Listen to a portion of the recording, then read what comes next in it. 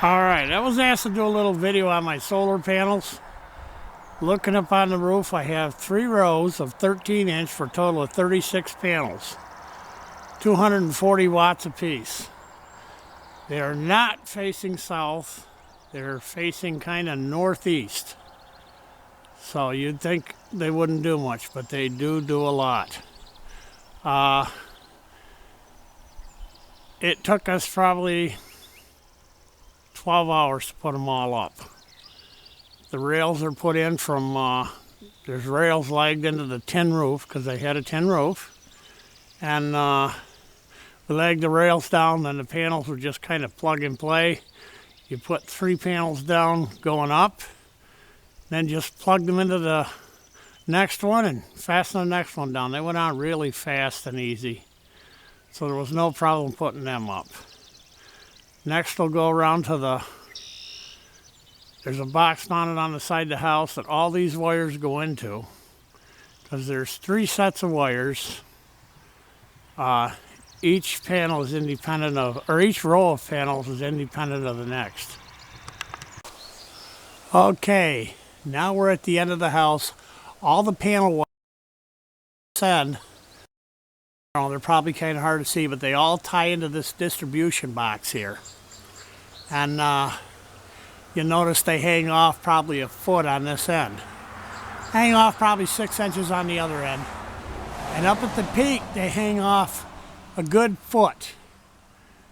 And they've been up there, this will be the 3rd year, and I've never had any problems. I never did cut the rails off, which I should have. But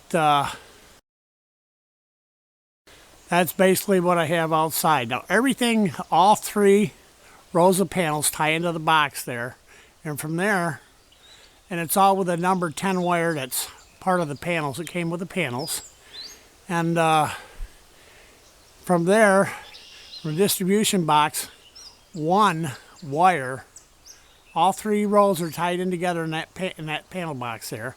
Then they run down inside the house. Okay, they come down this wire here. Comes directly from the distribution box down,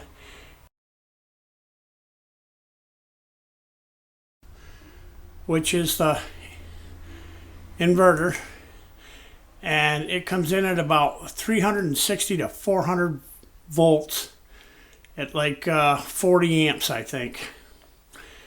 From there, from this box here, you can see on the one on the right is the one that goes to my main panel. The one on the left is the one that comes in from the distribution box. You'll notice a shut off on the bottom there that kills the panel. Now, from this point here, it goes to my electrical panel box in the house, the one for the house, the main panel, and feeds the house. But what it also does is when the house has more power than it can use, it feeds it back to the pole. So what I'm doing is actually stuffing power back into the grid. We have a meter that reads 2 ways. And what it does is takes all the extra power that I make and it sends it back into the grid. And then from there, they have to pay me for any extra that I put in. We get a bill each month, and the bill is for $16 and something, and that's the meter charge. They get you one way or another. They charge me $16 a month just to have the meter here. But at the end of the year, especially this year, because we've already made more power this year than we made last year, because I had a couple trees taken down, and it made a lot of difference. So this year, they're going to owe me quite a check, I hope. And we'll get all the money back that we had to put in. Now, one thing that they do is about January, they send me a bill for like $200 for distribution charges and all that crap. It's their way of getting some of the money back, I guess. But this year they're in for a big surprise. I've made so much power that they're going to owe me quite a chunk of money. Okay, this is the meter. It reads two ways. I don't know if you can see it or not, but it blinks on and off, showing what's going out and what's coming in. It uses the same readout, it just changes from position 1, 2, and 3. So that's where they take the readings from. When the arrow is going to the left, it means I'm putting more power in than I'm taking out, and right now I'm putting in more power than I'm taking out. And it's only it's about 7 in the morning here, so you can tell just how good they functioned. So it's a cloudy day here. The sun's not up yet, or the sun's up, but it hasn't burned through the fog yet. And I'm already making more power than I need. All right. We went out and looked at all the parts to the solar system that I put up. Now I'll tell you a little bit about how we went about it. And what I did was, we really wanted to put some solar on the house if we couldn't cut our electric bill. It's running about $150 a month, anywhere from $100 to $150. So, seemed like a lot of money to be paying each month. You're talking well over $1,000 a year, probably between $15,000 and $2,000 a year just for electric. And I didn't want to. I figured I could pay for a solar system without too much trouble if I did it myself. So I got on the internet and looked around. Well, first we stopped at a couple places to see roughly what it would cost us to have to put it on. Anywhere from $45,000 to $65,000 would have got us a nice setup. And then we'd have probably been making payments on it. If I want to make payments on that, I must make payments on electric bill. But I decided to go ahead and look on the internet and see what I could find in the line of panels. Well, the panels that I found, and I found a lot of them were a decent panel from what they, from the ratings and stuff on them. And they were less than $1 a kilowatt. Or $1 a watt, I mean. So,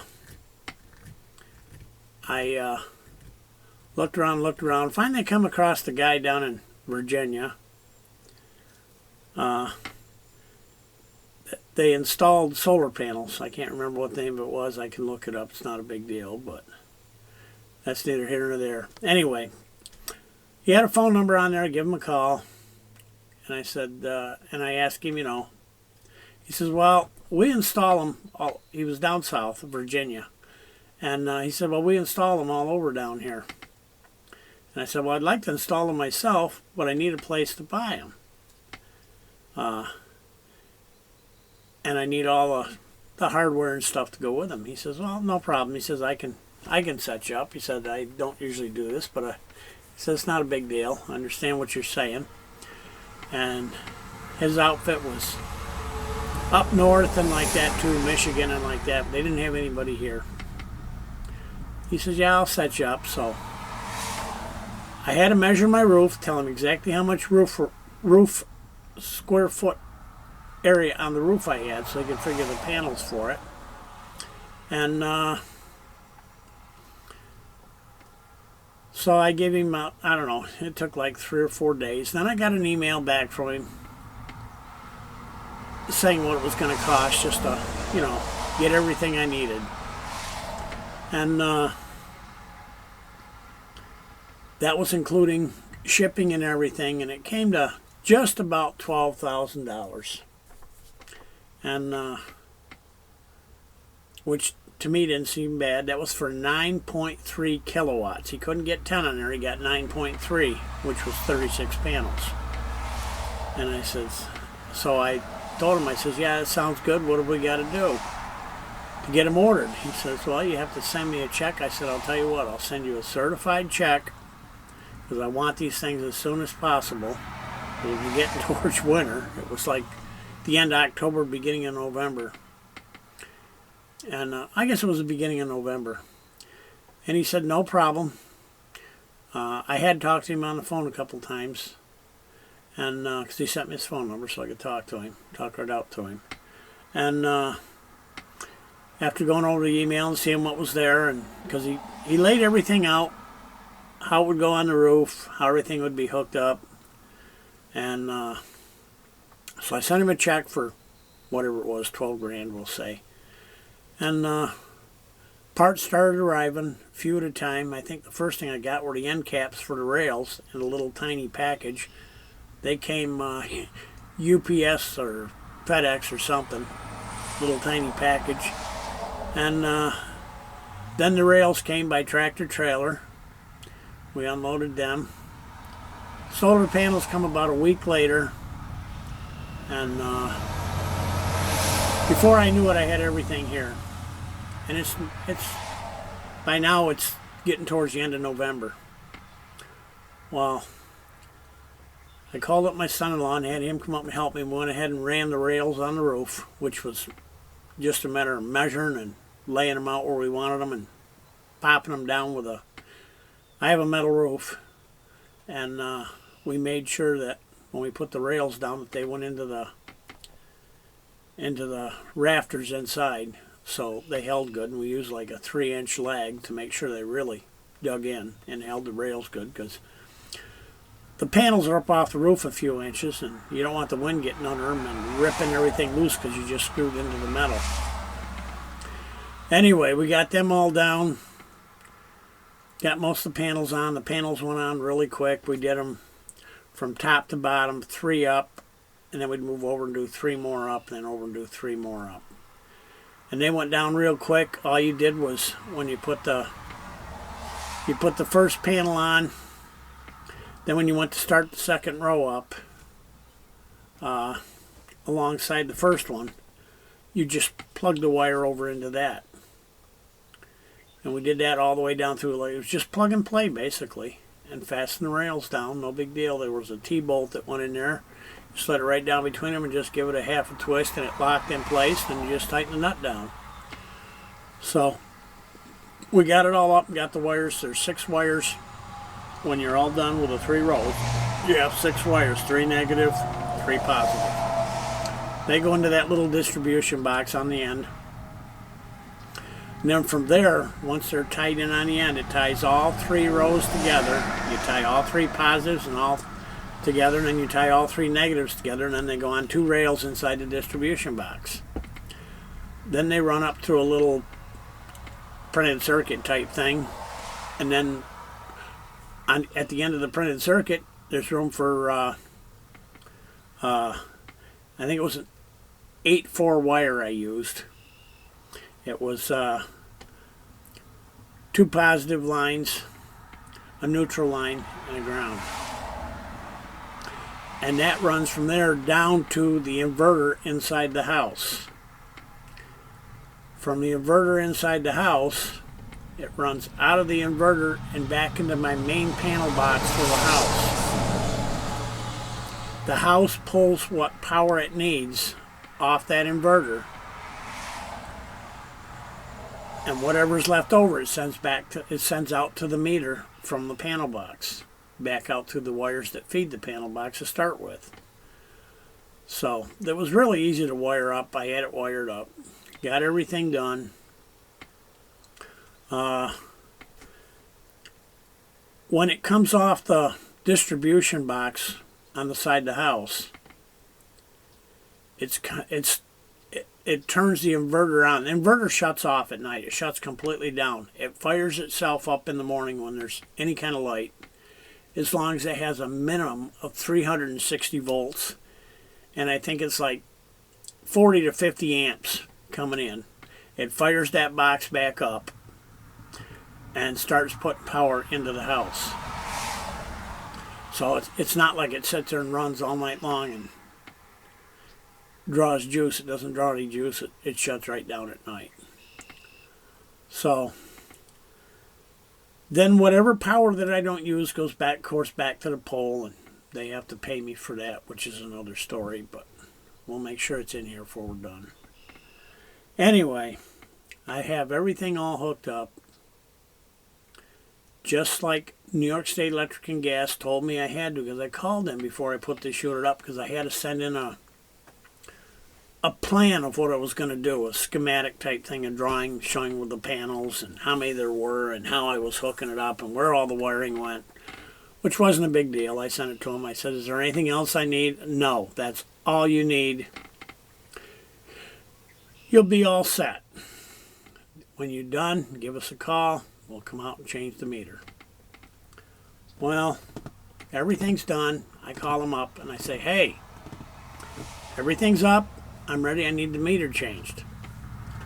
Okay, no problem. We'll send somebody out. It'll take about a week. I said, no problem. They came out, put the meter in. The girl says, okay, you're all set to go. I went out and looked at the meter and watched it for a while. Kind of interesting to see me put more power in than I was taking out. And I don't know, probably about 2.5 weeks later, we get a bill, and it's a regular bill. There's nothing special on it to show that I've made any power or anything, and I know I was making some power. And I went out and looked at the meter, and the meter showed that I had put power back in, but I had no credit for it. So I called them up. I said, what's the problem? I said, you know, this thing's supposed to be, she come out and put the meter in, said I was ready to go. I have no power. She says, oh, well, you have to sign a slip here saying that, you know, you did everything according to all the plans and all that. I said, all right. I don't know why somebody didn't tell me this, but because you never talk to the same person twice. It's always somebody different. So they emailed me the little slip. I signed it, emailed it back. I was all right there. So by then, you know, everything's working. Another month goes by. Get another bill. It's exactly like the last one. Nothing's changed. Except it's a little more because it's heating season now. My furnace and stuff is turning on. So I called them back again. I said, what's the problem here? You know, you told me all I had to do was sign that thing. I was ready to go. Well, you didn't have your system inspected. I said, I asked about getting it inspected before I ever put it in. You told me I didn't have to. Oh, yes, you do. I don't know who would have told you that. Well, somebody did. I didn't just make it up. But I said, that's not a problem. I'll get it inspected. So I called up a friend of mine who's a licensed electrician. He come over, or he sent a guy over. And because, I don't know why, for some reason he couldn't do it. I can't remember now. But he sent another guy over from the next town up. The guy come up, looked at it, he says, nice system. He says, who did the wiring? I said, I did. He said, nice job.